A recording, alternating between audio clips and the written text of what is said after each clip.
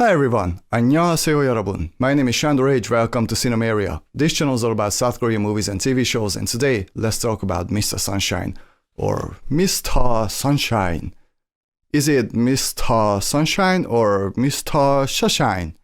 Please help me out, guys. Anyway, the show was written by Kim Eui-sung and directed by Lee Byung-hun. The main cast consists of Lee Byung-hun, Tae-ri, Yoo Yeon-seok, Byun Yo-han, and Min-jung. Most likely I'm going to have a lot to talk about, so if you're not interested in that, here's my short, condensed review of this show. Fucking awesome! Fucking amazing! Oh my god, Jesus Christ, this is fucking good! Now on to the review. So the majority of Mr. Sunshine takes place in the early 1900s in Korea, or Chosan as Korea was called at that time. We get warned before each and every episode that this is a work of fiction. I'm only stating this because I had heard that there are some historical inaccuracies here, so if that kind of thing bothers you, just skip this one. But you really shouldn't. In short, Mr. Sunshine is about a young Korean boy who was born a slave and whose family gets murdered for doing absolutely nothing wrong. The boy almost gets murdered too, but with a little bit of luck and with a little bit of help from other people, he manages to escape to America. As he grows up, he joins the American army and then he gets sent back to Joseon because the American army is stationed there. There he met a young noblewoman called Lady Ko-e-shin, played by Tae-ri, fantastically by the way, who might or might not be the member of the so-called righteous army which is fighting for the independence of Joseon. And as the show moves along, these two people are getting closer and closer and closer to each other, which is very difficult for them, not only because Lee Byung-hun's character was born a slave, but also because this was a very tumultuous time in Korea's history. We're only 8 years before the Japanese occupation of Korea, and of course the Japanese army is already stationing there. There's a lot of political tension, in fact so much political tension that the Emperor of Joseon has quite a bit of screen time in this show.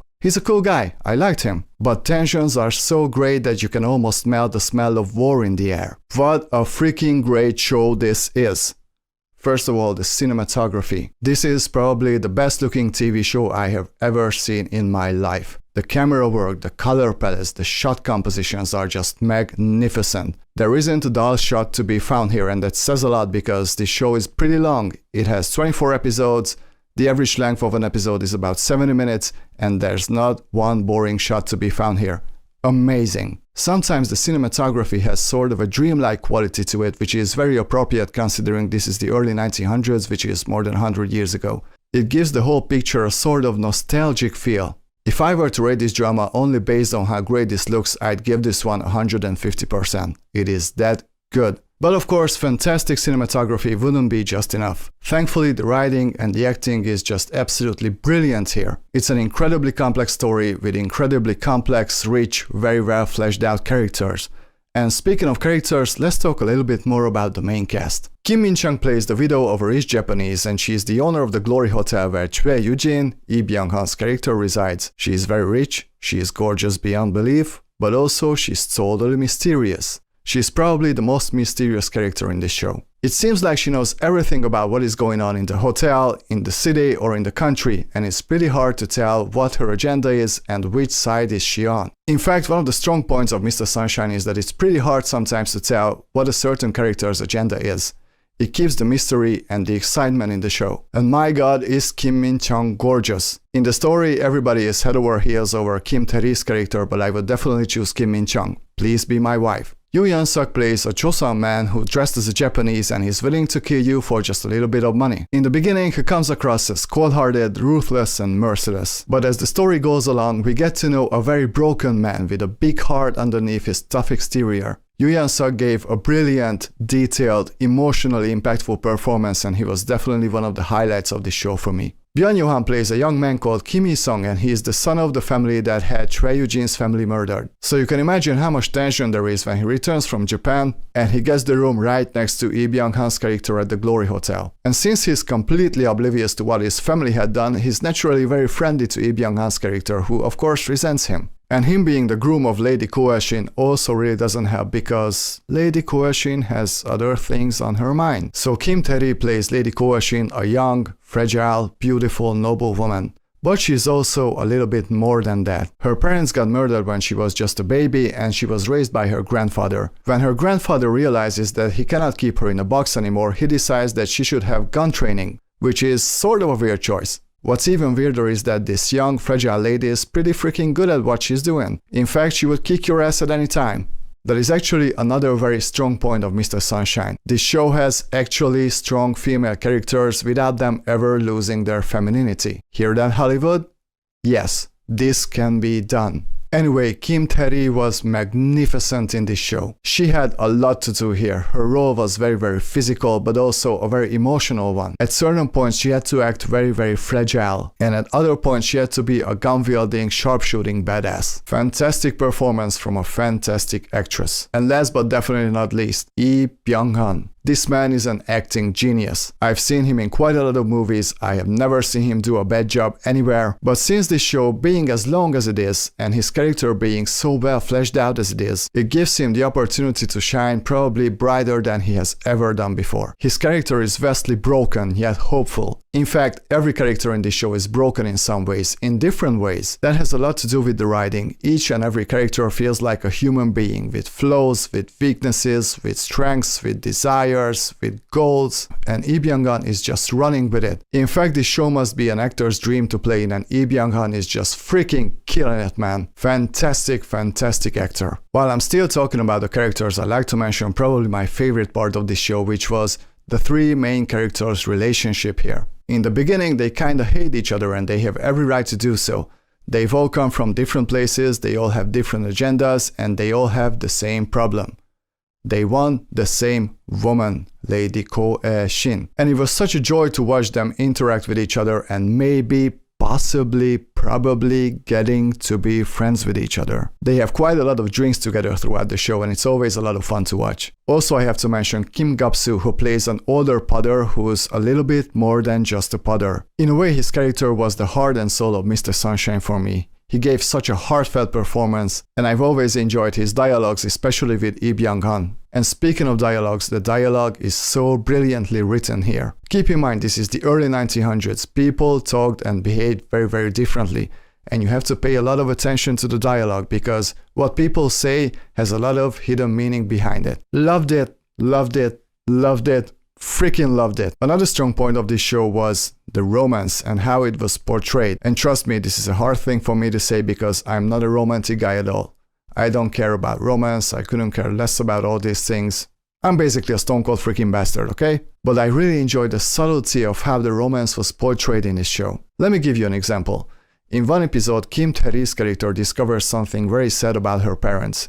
And Lee Byung-hun is standing right in front of her. And as Kim Tae-ri's character starts to cry, of course, naturally, Lee Byung-hun takes a step towards her to comfort her. But then he takes a step back, and he just lets her have her grief. I loved it. And yeah, in the second half of the show, there's a little bit of cheese in the romance, especially in the dialogues, but I never felt like that the romance was forced. Brilliant writing. But of course, Mr. Sunshine is a drama in every sense of the word. There's some great humor in this show, for example. A lot of times you'll find yourself laughing a lot, but also there's a lot of painful, dramatic moments here. There's a lot of shootouts, there's a lot of deaths, and they all feel very real and very tragic. Probably my favorite episode from this point of view was episode 19. The ending of that episode just rips your fucking heart out. So this is a huge emotional thrill ride, and I encourage you to buy a ticket for this. There's also some great villains in the show. Each and every one of them is a hateful bastard. And just when you think the stakes couldn't be higher, there's always something that gets even worse.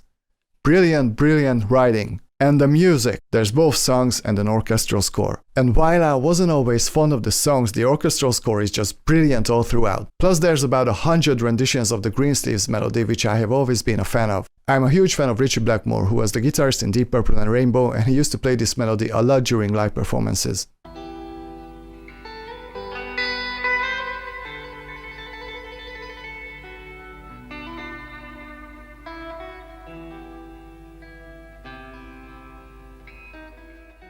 So I've always been fond of this melody, and the first time I heard it in this show I was like, okay, I'm in, whatever, I don't care, I'm in, you got me. But what they did with this melody all throughout this show is just mind-blowing.